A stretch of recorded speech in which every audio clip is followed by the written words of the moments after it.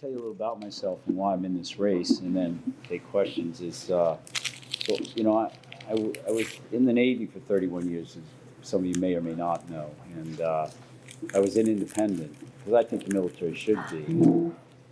The Navy tends to invest in you when you're ashore, so they sent, I was at sea for 4 years, came ashore, and they sent me down the road to Harvard for a PhD in economics and in national security. So whenever I was ashore, they'd place me to work for somebody like Colin Powell, when he was chairman, to do political military assessments, or for President Clinton, where I was the director of defense policy in the White House for 3 years, which kind of brought together elements of our economy, diplomacy, and our military, and bound them together, and it was called an annual national security strategy. Very few people know that we actually put one out every year, classified and unclassified. How do you best take all the elements of our power and try to have peace and prosperity?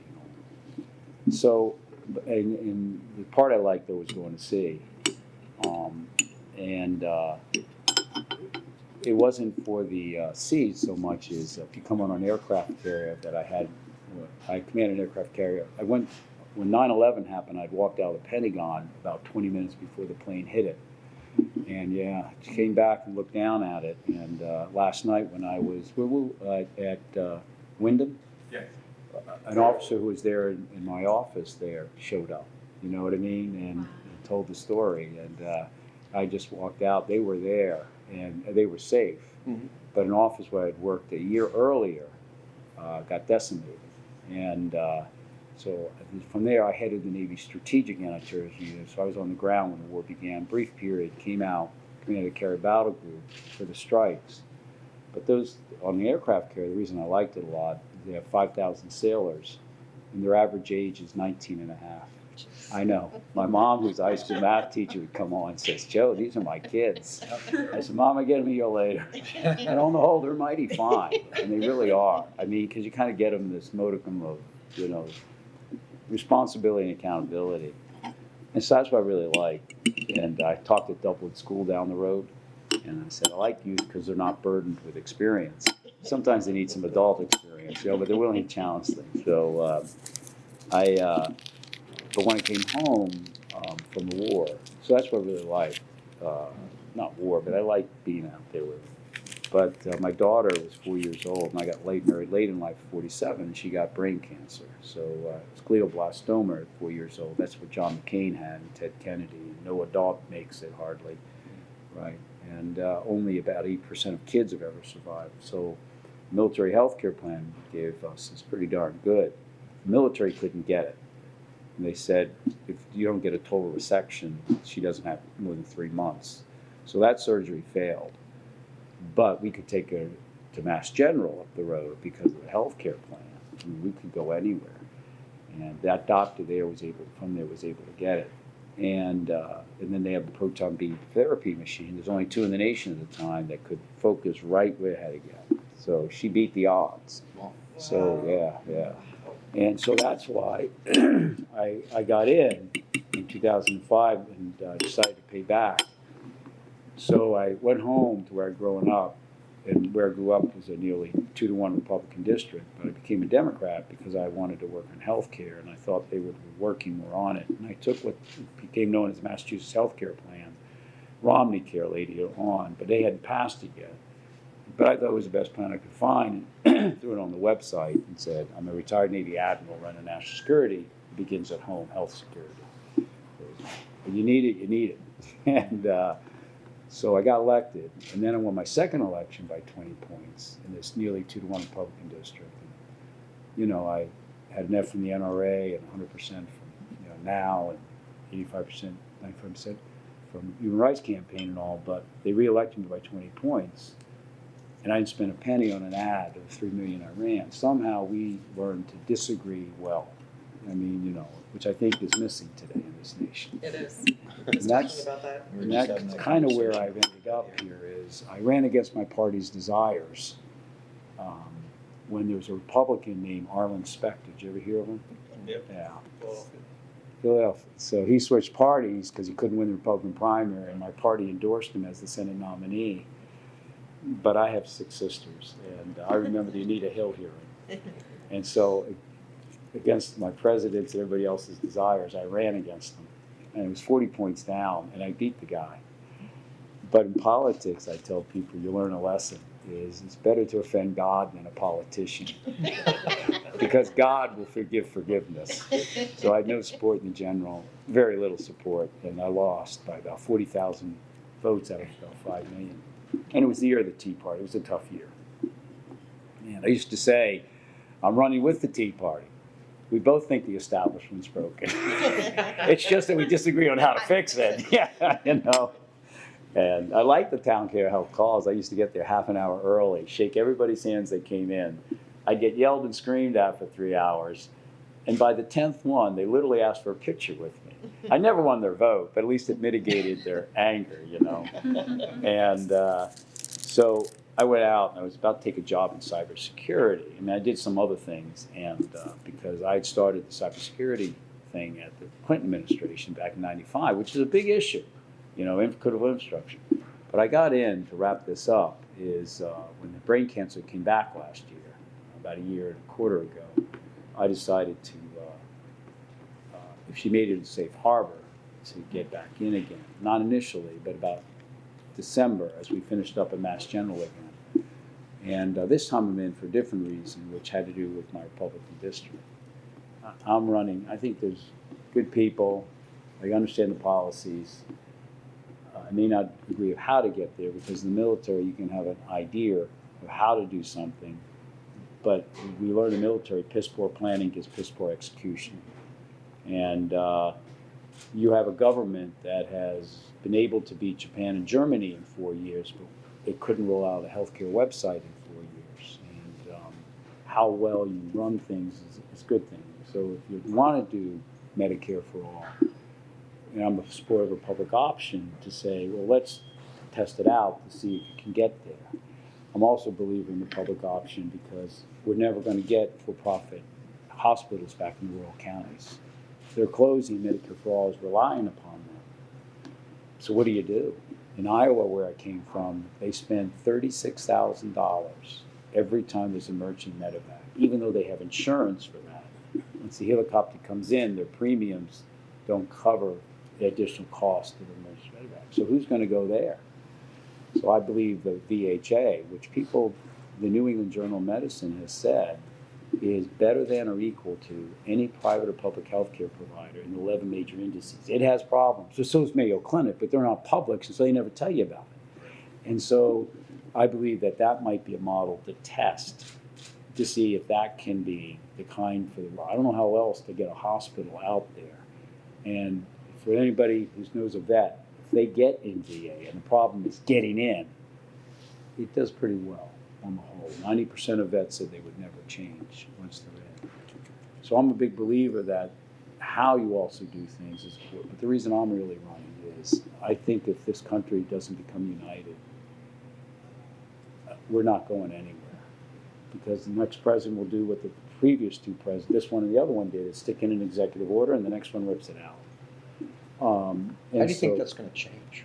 I think it's can only change by having somebody who's president that actually has demonstrated, not word, nobody checks the word anymore, demonstrated that they really are for an American, all Americans, above one's party, above themselves. So for example, 450 congressmen have taken a lobbying job since 1998. Their revenue has increased in those 20 years 450%. I know, I got offered a 7-figure job because I was an admiral and a congressman. And it was from an industry that I didn't agree how they went about business. And that, and I turned out now, that I ran against my party to represent the public district. So my thing is, that first day in office, it's leadership.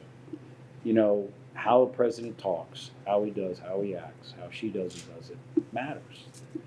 And I passed 19 pieces of bipartisan legislation my first 2 years. I was called the most productive freshman congressman by Steny Hoyer. But they were bipartisans. First money moved, first elder abuse act in 17 years. Now those weren't the health care bill. I get that. But I intend to hold a town care health an open town hall, literally, big first day in office. And then I'm going to fly to Paris because he left his job there to work for me. No, it's not why. But he did. He used to work for me before. He was comms director for Ernst Young. And convene the world that if we're serious about climate change, it doesn't matter what the United States does by itself. Only 15% of that damage comes from here. Most of it comes from abroad. And if China's going to build 1,800 coal plants, you think bringing Republicans and Democrats together is hard? My God. We haven't even begun to think of how to handle it. Then I'm going to come back and announce a program for Trump and Clinton supporters, training for a lifetime. New Hampshire's unemployment rate, if you counted those, the 5.1% of your workforce that has left the workforce because you don't have the skills to take the jobs that are being offered, you'd have 7.6% unemployment here. There's 12 million Americans who are not working today because they don't have the skills. You get kicked out of the coal mine, we spend less than any developed nation, 0.001% on GDP. We're worried about college loans. I could fix college loans easily without forgiving them. There's a program in government called REPAY, R-E-P-A-Y-E. We should make it mandatory. You never pay more than 10% of your income back on a college loan. And that's after you deduct. This is a law, but they don't implement it. And you don't, and that's after you deduct 150% of the equivalent of poverty level income. So you're down to about 7%, 8%. We can even reduce that to 5%. You know what I mean? Sure. So you don't overburden. And only 2% of the youth who graduated went to college since 2003 have a loan over $50,000. 75% have a loan, 70%. So I don't think you just forgive that. Do you know what I mean? Because then who takes 65? The blue collar worker. But the blue collar worker, that's 65% of Americans. And when they lose a job, so I'm out in Iowa, I met a precision agronomist. I said, what do you do? I didn't know what precision agronomist was. She says, I'm making sure those cornfields are exactly straight because we're going to have wireless tractors in 2 years. What happens to the guy or gal that drives them? They're sitting out there. That's why our labor participation rate is only 63% in America today, not 67% where it was in the Clinton era, when probably our economy was the most robust. Not because it just was robust at that time. And that's 12 million Americans, like here, 5.1 that have left, they don't have the skills. So the issue then for me is this training for a lifetime in America. That's why I'm going to go to Granite State. You have trade school down in Manchester. And I'm going to go there to talk about it because in the military, if you lose your job, we don't kick you out because the F-15 goes away. We send you to the largest community college in the nation, the Air Force Community College, and you're retrained for 4 or 5 months. And then you come back and you fix the F-22, you know? But we should be taking that coal miner and putting them into green energy manufacturing or whatever it is. And we don't do that. Germany does that. They're the best national apprentice program that there is, and they do that. And I think that's why when I walk through Pennsylvania, people are frustrated after that recession. They lost their job. They have less than 40% of Americans. 40% of Americans don't even have $400 to take care of an emergency. And this isn't just a government thing. This is a private, public thing. Training by corporations has been on the decline since the recession. 1/3 of all small businesses say they cannot get the skilled workforce they desire, you know? And so my thing is, that's what I want to focus on because those are a lot of disgruntled Trump supporters. You know, what about me? You know what I mean? And Trump and Clinton supporters. And then I'm going to go to a gun show and walk through it. I'm going to ask Ollie North, who used to be president of the NRA, to come with me because he ran my backside when I was deciding whether to go Marine Corps or not. For 2 weeks, he was just back from Vietnam. Man, that guy was impressive. You know, he did some things later on, but man, he was impressive. You know what I mean? But I stayed friends with him. You know, not friends, but I used to go on Fox. I like going on Fox and going Sean Hannity. I go on anything. And I'm going to ask him to walk with me because he used to be president, you know. And I'm going to walk through and say, hey, I used to invite any American who had a gun on my ship to bring it aboard, and we'd stop Saturday afternoon and put a silhouette deer. I said, but I want to explain to you why I'm not for an assault weapon. And I'm going to walk, but I'm going to do it there. You know what I mean? And I'm going to walk through. But I want them to know this is no sliding, this is no slippery slope. You know what I mean? And here's where I stand. You know, I mean, I have legal assault weapons on my website. Because even as an admiral, I go out with my guys and gals when we boarded ships for contraband, you know, kind of walk in their shoes, you know. Then I'm going to go over to a mosque and just walk in and say, I went to war with a bunch of you guys. You're mighty fine religion. You know what I mean? I think that I'm not going to go to Mitch McConnell and try to become a horse whisperer. You know what I mean? I'm going to try to work with him, but I don't tend to go over their heads like I did in my 87% of the Republican officials. And I met with them and all, but I went out there and chatted. Presidents do that, and they really do move things. I don't care if it was Ronald Reagan or if it was John F. Kennedy. They somehow galvanized this nation that we disagreed well. Is it going to be tough? It is going to be really tough. But I don't know the way to do it. Pardon me? That was because of Tip O'Neill. That is correct. Ronald Reagan and Tip O'Neill just had a great relationship, as Speaker of the House and as President of the United States. Back then, global politics, was actually a humane act, and it's not humane. And I think that part of the problem also has got a lot to do with lobbyists. So where do you stand on term limits? I think that's a big issue with regards to our future in global politics and whether or not we're going to be coming together or not as a nation politically. Because the way I see it right now, if you are a politician for life, you're not doing us any good in government. You really are not. You should have an opportunity to get in for, I don't know, 6, 7, 8 years. If you cannot make a significant change in this country in that short amount of time, you got to go on and do something else. I'm really for term limits and just wondered where you stand on that. When I went to Congress, I was not for term limits after my first year because I watched the staff run Congress. People come down there and they don't know what autism is. Mm-hmm. They don't know how to move money in a defense budget. They don't know the intricacies of energy, and so they rely upon a staff to basically make your policy. As I said to a congressman, when the health care bill came out, they didn't understand it. They did not understand. They didn't read the bill. You know that. Yep. The staff put it together. Mm-hmm. What kind of representation is that for somebody after 10 or 12 years? So initially I said, this is nonsense. Unless you're down here, you don't learn it. However, after a while, I saw that after they are there 10 to 12 to 20 years, they don't learn it anyway. If you're from a safe district, you don't worry. And I was from a 2-to-1 Republican district, so I had to know my stuff. Yeah. So I am for term limits. I don't know what the right amount is. Right. But I have watched people in safe districts remain there, and I'm sorry, they just don't do their job. I had to defend it. If you just agreed with me on choice, you had to care. You had to have some skin in the game. You had to come in on 8 o'clock Saturday morning. And everybody would come in, and I'm not asked to debate the issue here, but I'd had them in. 60 came the first day.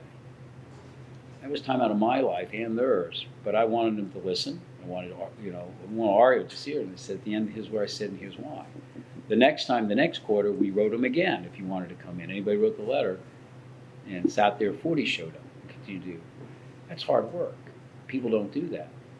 The real I would like is Speaker of the House can't be from a district that's not a purple district. Sure. That's perfect. So am I for term? Yes. And I'm also come that I think our Supreme Court should be on them too. It's just not the political types, but I think they should be there for a long period of time. But I think our Supreme Court at some times. I'm not for packing the court. Yeah.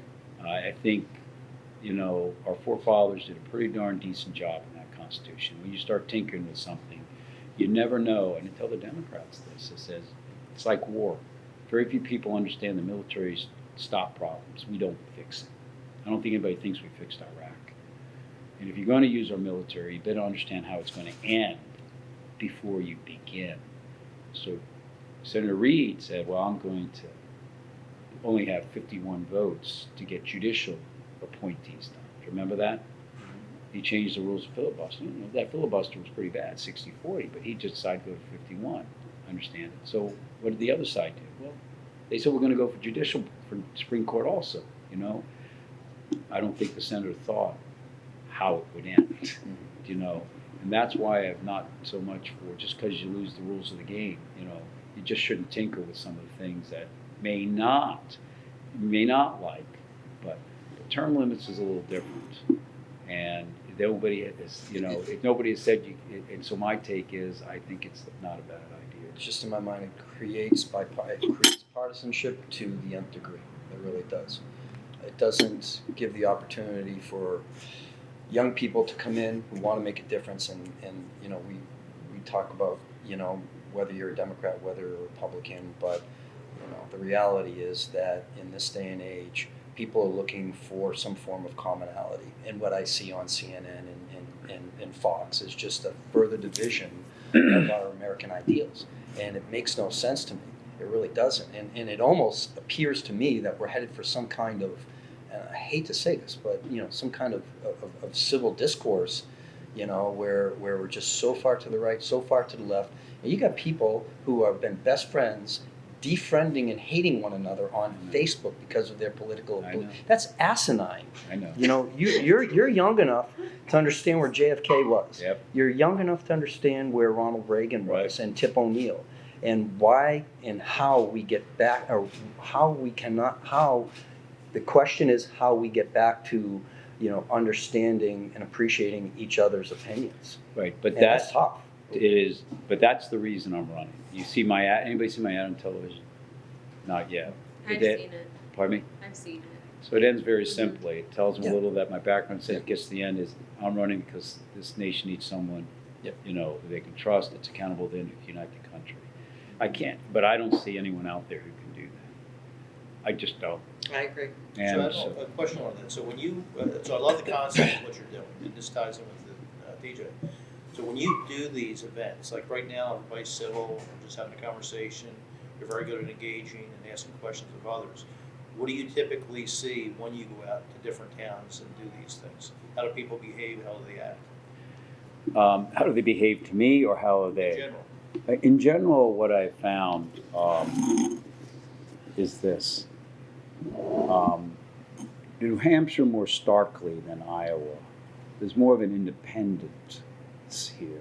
It's why I decided to hunker down here for the next couple of months, actually.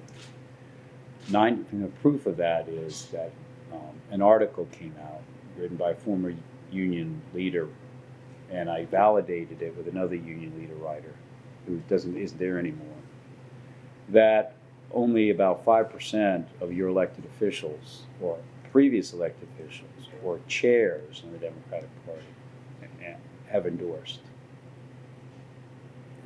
For some reason, New Hampshire's just looking, and they're not satisfied. So, in a way, that's what I find.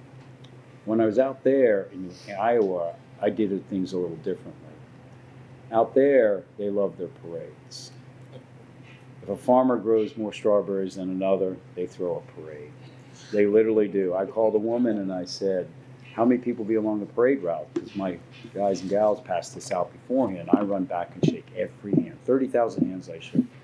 And I start the front of the parade and I end up way in the back after the last, scoop cleaner, And I say, hey, that's me. How about taking it home tonight, read about it. And one out four will say thank you for the service. But also people aren't hesitant to say, I'm for a wall. Or I'm not for a socialist. And I'll stop. I had that happen in one place here.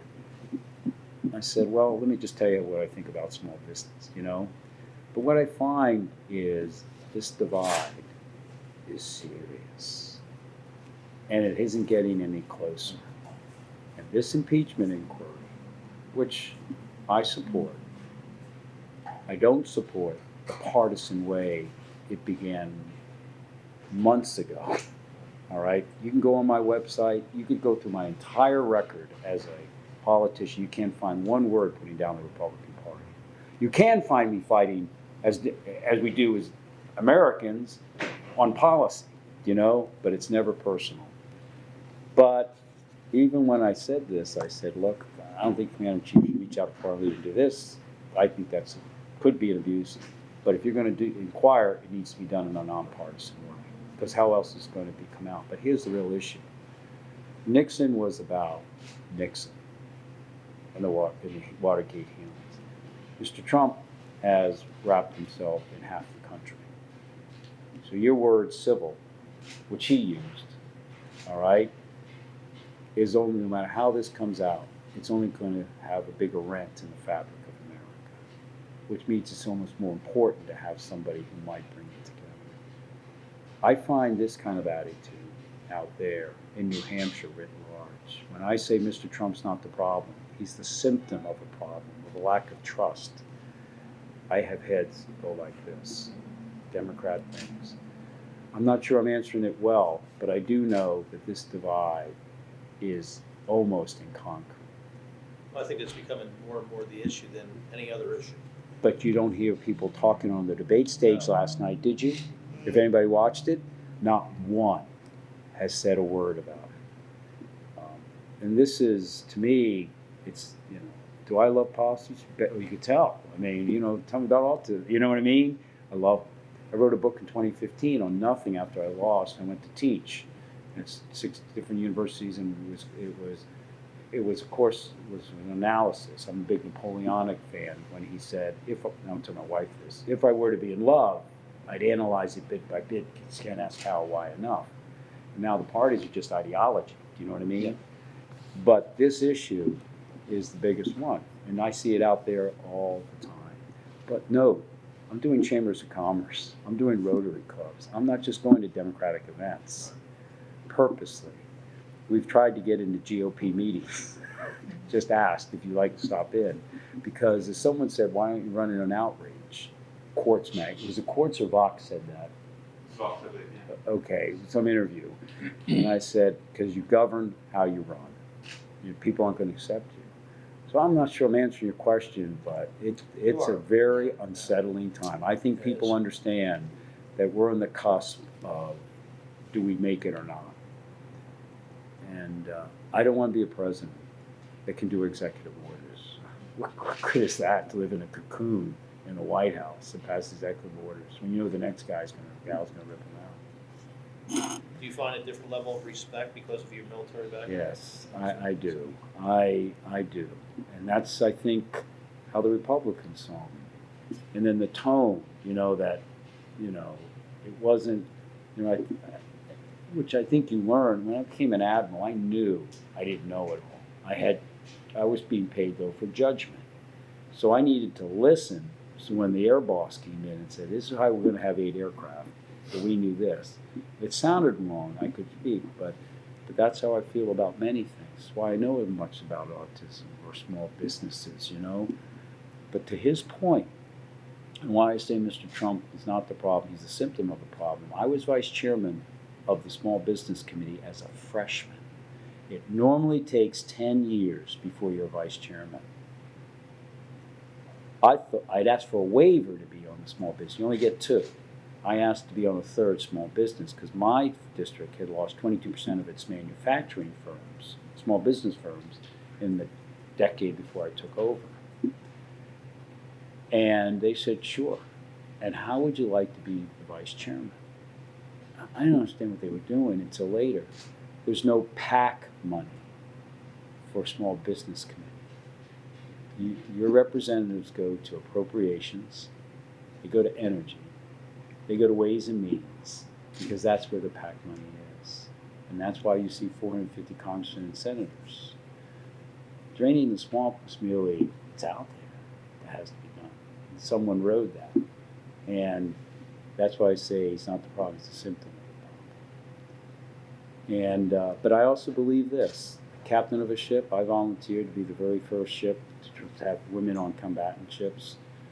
And if I, when I was asked about tone, I said, look, if I sit there and go, oh, that's a woman, versus, fine, we're going to get the best of another demographic, you know what I mean? It would have been a totally different approach.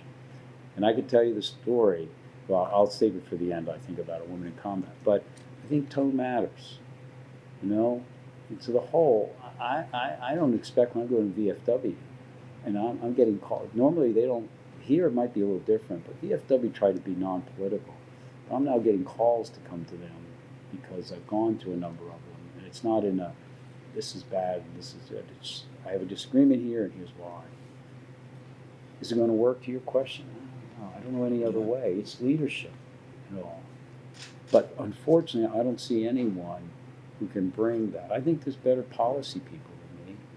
I also don't think there's anyone on that stage who has the depth and breadth of global experience. We live in a liberal, authoritarian world order emerging in China. Mr. Trump's right to take it on, I believe, but he's going about it, I believe, the wrong way. The reason is that we're strongest when we convene the world, and we have them with us. If I were to do it, I'd fix the World Trade Organization. and I take the EU, those are the Trans-Pacific Partnership, and Japan, and that's 70% of the world's GDP. And I'd say, China, not really doing very good things in your trade policy. You don't trade with any of us until you fix it. I mean, that's more than that, but you know, and that is what we set up the World Trade Organization to do. And it's a broken organization, it's got to be fixed. But I tell people the sculpture that's closest to the Oval Office isn't an American, it's a foreigner, General Rochambeau. And he was put there because he was sent, Lafayette was a free agent. Rochambeau was sent by France government with the Navy of France to help win the war. Rochambeau had to convince a reluctant George Washington, who didn't want to leave New York City, to march down to Yorktown and fight the battle there. And then that French general commanded American and French troops, not in honor of him, but because to remind a commander-in-chief that his sculpture was placed close to the Oval Office to say, look, you cannot sustain our American dream without the help of allies. We're not a piggy bank. When I ride in that Arabian Sea, I had 20 warships waiting for me, international ones. Japan was there. They had been outside the Sea of Japan since the Second World War. My father fought them. You know, Town Minister Fentz sent a message out while the Italians were there. He said, you know, and literally in his message, he said, some may think we Italians are better lovers than warriors. That's the only Italian could do. But America has been attacked, and we will be there for them. We had, after 9/11, not only did this nation come together, we had the world with us. And we can't forget that. And, you know, if we're going to take on China, which I think we have to for its wrong, illegal trade practices, and much more.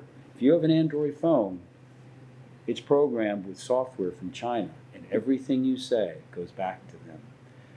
90% of our mobile devices and 80% of our computer parts are made there.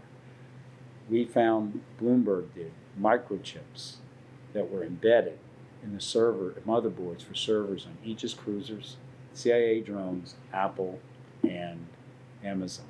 We have outsourced our national security to the supply chains, not just our jobs, but that. Nobody gets that. And you can't, that's just not, if some server over there in Europe has that we pass stuff through those servers, you know what I mean? So this takes the whole world coming together. And so it's a lot more than just saying, and how do you bring them together? So those are the two reasons.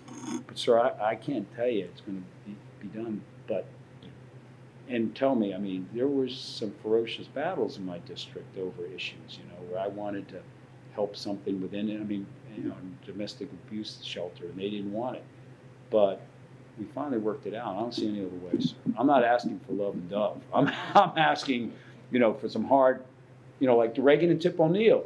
I mean, they're great. I tell everybody, look, those two came together and salvaged and saved Social Security, where they made an agreement that 90% of all wages and salaries would be covered.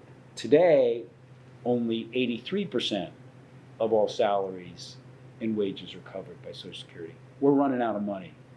This decade on Social Security, if you saw the study, the only way to go was where the money went. It didn't go into your pockets. It went up. And so therefore, that's why I have closed, that's where you got to go. I'm not trying to stop the rich. I'm just, where's the money, you know, for those that once had it. Where's, you know, those people lost their jobs. They don't have the skills. And I don't buy this that all people please. There's always a tax you pay, you know what I mean, of some sort. But they're mighty fine people. Just out of curiosity, and this is really just more of a question of interest. Out of all the Democratic, your constituents, who are you closest to? Not necessarily who you are closest to politically, but who are you good friends with? Who are you closest to as a friend? Out of anybody that was on the debate stage last night? In my district? No, in your Wait. district, out of anybody and everybody that you knew that was on that Democratic debate stage last night. Oh, you mean anybody who's on the debate stage? Yep.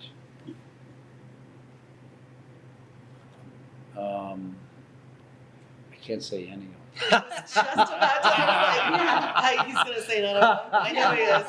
I mean, I've met Joe Biden, but my Democratic Party put more money in on my second race, and Joe Biden did an ad against me because I was walking across Pennsylvania, 422 miles, and I have a reputation for independence.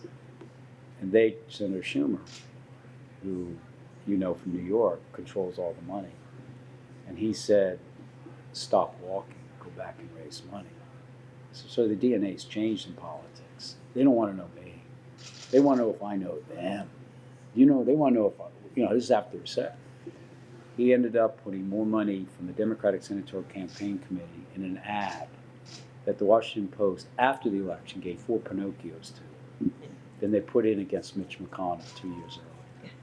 Over $8 million was put in by my party, and Joe Biden was part of the ad. The president did an ad for the other person who turned out to be a pharmaceutical lobbyist, and in the year of the swamp, lost the election. So it's not exactly cozy, but isn't that? I met Pete Buttigieg. Seems like a smart man. I haven't met I don't think. Tulsi Gabbard, I met once. I was out of Congress, and I saw her once. I don't really. Yeah, I was just curious. Bernie Sanders, I don't think I've met. I saw him in a parade, one of the parades I was in, but that was about You didn't it. see him in one of those rural hospitals up in Vermont, getting a Have I- stent in his heart? Yeah, but why'd you ask that question? Just curious. Yeah. Yeah. No, just curious. look. Once It's just something that when you came to me. lose, you go against your party. You kind of drop off the scope. Yeah.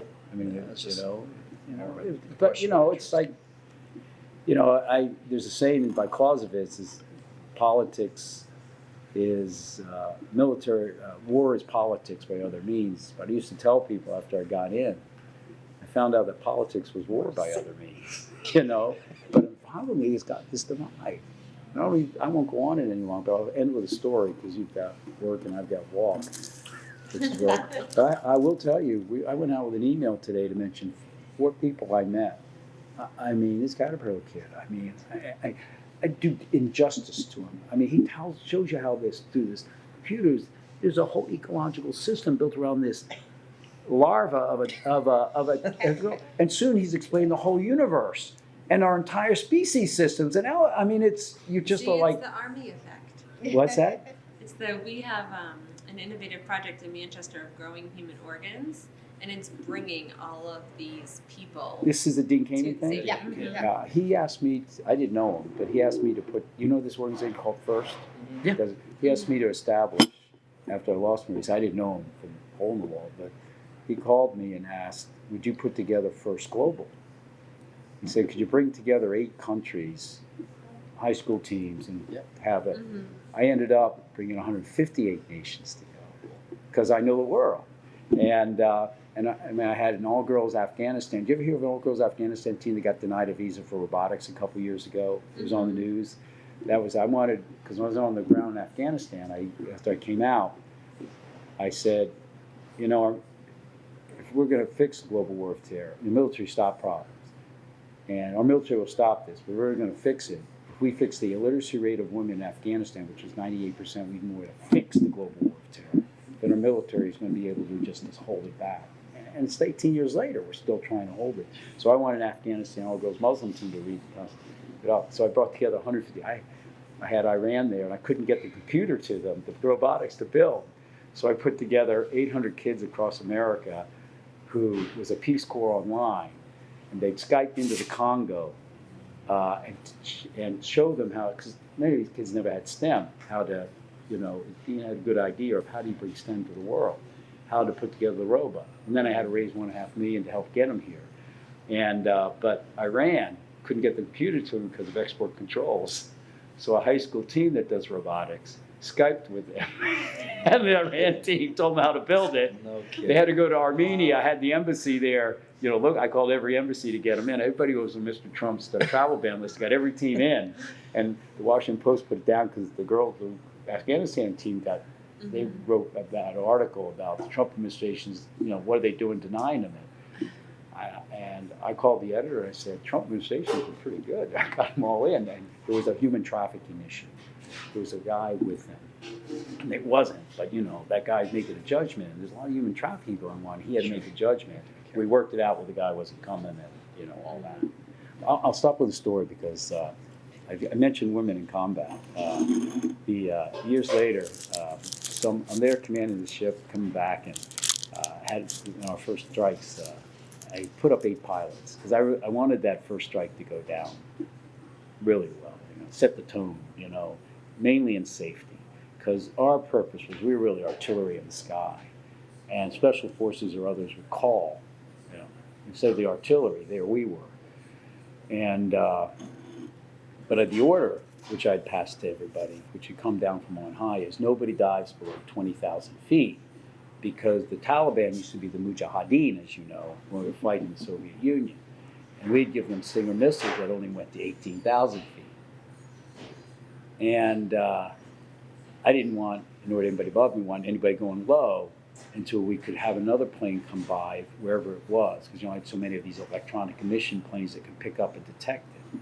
But 8 special forces, and I was on Sean Hannity when I first told the story, because it was kind of fun because he used to come on and say, Adam, who's going to win this time? But, he's a nice guy off camera, but on it, he couldn't talk. So he goes, so what's about all this political correctness about women in the military? Because they'd open up more combat positions. So I told him a short rendition of the story, but I said, 8 special forces had been ambushed, and 4 died immediately. They were surprised, ambushed. He said they called up and said, no lasers, too close. We only got moments left. And the guys asked permission. They want somebody to dive and strafe. And we don't practice much strafing anymore. That's a Vietnam era tactic. You go through it a little bit. And I said, Sean, that woman, she was a nugget, which means she'd never been off a carrier deck over a foreign country before. She was brand new. And we didn't have women on ships from Vietnam here when I joined up, and my flying was Hampshire. Said she felt she couldn't wait because of the phone call, the radio call. She dove 3 times, Sean, from 20,000 feet to 3,000 feet in the middle of the night and just strafed. And in that confusion she caused, those 4 men picked up their dead comrades and came home. They didn't care who saved their butt, Sean, that night. My point was 2. One for the I said, look, Sean, because she was finally given her equal opportunity to be all she might be, the common good of our Navy, the common purpose of it, the mission, much like women getting into small business, was better, that performance, because we got the best of the best. But for us, I also tell the story that woman was willing, despite the party, give it an inane order perhaps, instead of saying, except for your judgment, just don't do it, we said it matters about people before party. And she was willing to risk her career over disobeying an order, if not her life. I honestly think it's that type of accountability. Where people honestly will trust you again because they feel you're accountable to people above your party, above oneself, above suspicious, that they're not going to agree on things. Assault weapons ban would, but you don't have to diss them. And I also think that they respect you if you fight for principle from logic. But I also think they know that ultimately they're doing it because you think it's best for people. I don't know any other way that you can bring this country back together. And that's why I'm mainly in. Do I love policies? You bet I do. But that's the major reason. Plus, I'm very worried about this world. Our military has lost command of the seas in the Western Pacific. Our admiral has announced that. But we're building the wrong military. We still rely upon force structure. You in small business rely upon technology, not how many telephones you have, structure. What's the broadband in the rural area? We should be moving into cyberspace writ large and controlling cyberspace, not letting them abuse it on us. If I can take down a centrifuge of a nuclear reactor on an aircraft carrier by a virus, that's a lot more effective than having 35,000 bombs trying to do. I'll stop with that. I'm very appreciative for coming. My personal email, if there is any questions, is joe@ joesestak.com. So it's not on, don't do the one down there. It'll come to info. I'll see it. Anybody, they'll send me that. But if it comes direct to me, it's Joe. Just put Joe in front of this, joe@joesestak.com. I'm very grateful. Thank you. for coming. Thank you. Thank you.